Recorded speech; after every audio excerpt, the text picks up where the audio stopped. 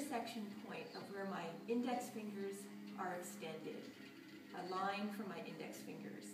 And that's where I am going to focus in while I take my knees to my upper arms and shift my weight forward, and then bring my right foot up, then my left foot up into crow.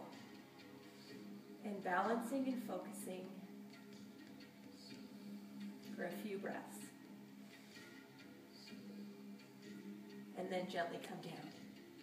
You'll want to move into Padahastasana here, because you'll feel like that will be a very beneficial stretch once you've done crow. And then try to do it again. Even holding this position for a couple of seconds is going to increase the strength in your hands, wrists, arms, and core. Taking my focal point, I'm just going to do another one here with a variation this time. So knees up into the shoulders, up onto the shoulders, or even at the upper arms is fine. So more beginner variation is going to be elbows pointing out and the shins resting on the upper arms. So a much lower crow than at the first one I showed you. If you're finding it difficult to bring your feet up away from the mat, just keep them gently on the mat for now. Try raising your non-dominant foot first. So I said, my right foot is my dominant foot, but try raising your left foot first. Sometimes this helps. Breathing. And then come down. Now I'll demonstrate baby kakasana on forearms. It's a much lower position. Again, hands are spread wide for your base. Your elbows are about a forearm distance apart.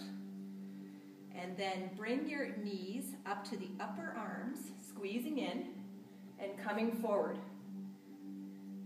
And up my whole body, except my upper arms, are off the floor. Okay? Let's do that again.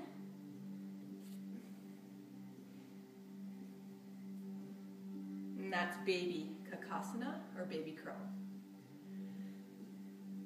Now, here's a nice variation. So, first we'll open the hips a little more with sitting in dandasana, just breathing for a moment.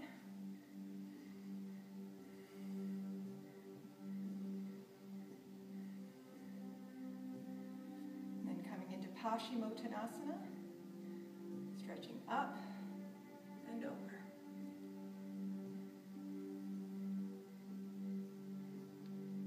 And reach up.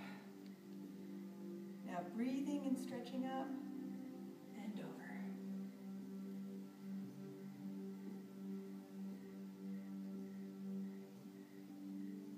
Now looking up, take your right foot back and place it about a hand's width distance from your left leg, grounding into the four corners of your right foot,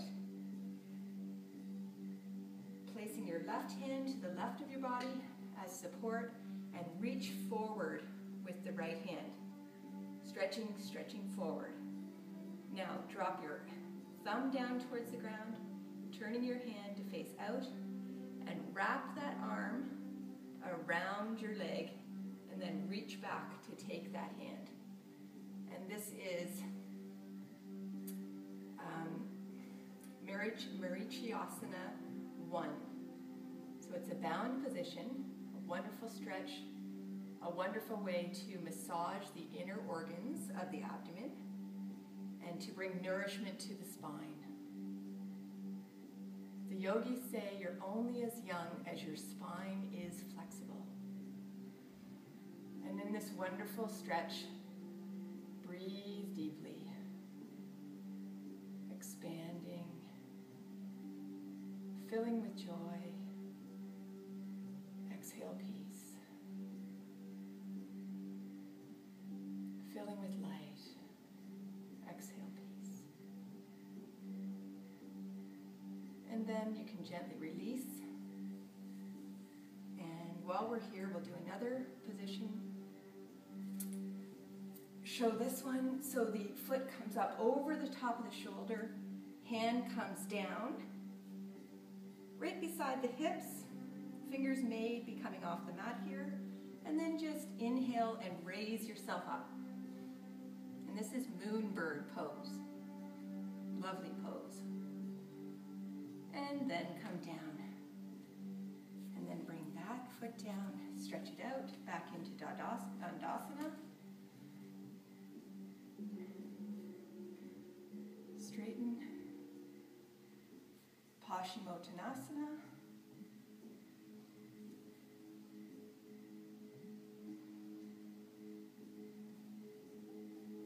Reach beyond your feet, come up. And now, hands down. Marichiasana on the left side. So bring your left foot back, a full hand's width from your right leg. Spread your fingers. And then grounding into your right hand beside your right hip, like a little bit out so you have a support. Reach forward with your left hand.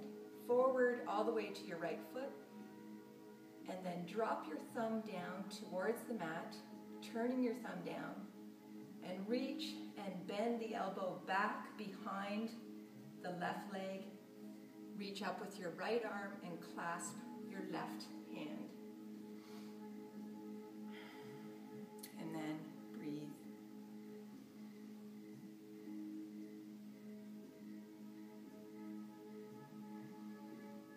Breathe in hope. Exhale peace. Inhale light. Exhale peace. Inhale joy. Exhale peace. And then we'll bring our left leg up on top of the left shoulder. Just maneuver it with your own arms, picking it up and maneuvering it. Bring your left hand down, just forward of your left hip. Right hand down again, just forward of your right hip. I may have said right, I meant left on that side, right on this side, of course. And your fingers may be coming off your mat a little bit here. And then inhale and exhale, press up. Moonbird pose.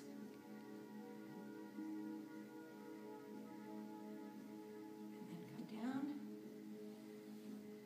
And now we'll take moonbird pose into a variation of crow. So bring your right foot up on top of your right shoulder. Once again, right hand beside right hip. A little bit forward of the right hip, left hand by the left hip. And then when you bring yourself up, cross your left leg on top of your right and let yourself come into side crow. Attempt to get your shoulders about the same height. Look up. Your right elbow is a shelf for your right leg. Right thigh is on your shelf. And stretch and breathe. And then come back. Just like that. And we'll do the other side. Okay. Taking your left leg up over your left shoulder, maneuvering it, grabbing your ankle, hands down to form your base. Press up. The right foot comes on top of the left, turning and stretching. The left elbow is holding up the left leg like a shelf.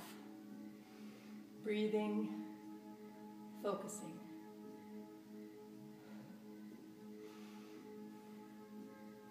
Now lift your feet up and forward, uncross, hold it, and sit down. Now, just to relieve your wrists a little bit, put the backs of your hands together and just gently sway your hands back and forth, sitting in Dandasana. Backs of the hands can come to the mat, not forcing, just gently stretching. And then take your fingers around your right hand, gentle squeezing to relieve any tension in your wrists that may have built up during the arm balance. And the other one as well. And now I will show you side crow. In side crow, bring your hands down to the side of your perched feet. So you're up on your tippy toes, and your hands come directly to the side of your mat. And then your right knee comes to place on the upper left arm. Whole body is in a beautiful twist here. Just take a couple of breaths here, let your body get used to this position.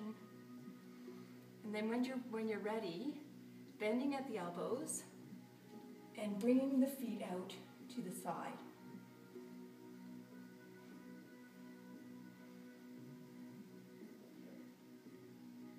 The right leg is perched on top of your bent left elbow.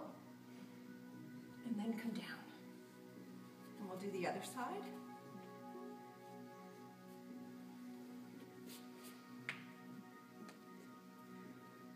Turning sideways.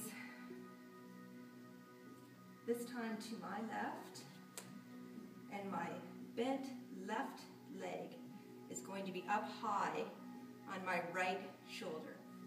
So just maneuver it, let your body sink for a moment, let it get into position, let it be opened. Breathe, focusing, trusting, and relaxing. And again, just try to maneuver that leg a little higher onto that right upper arm, which is going to bend and take the weight of both legs as they straighten. So then, focusing at your focal point, bending the arms, and taking the weight for your side crow variation. Breathing, and then opening if you can.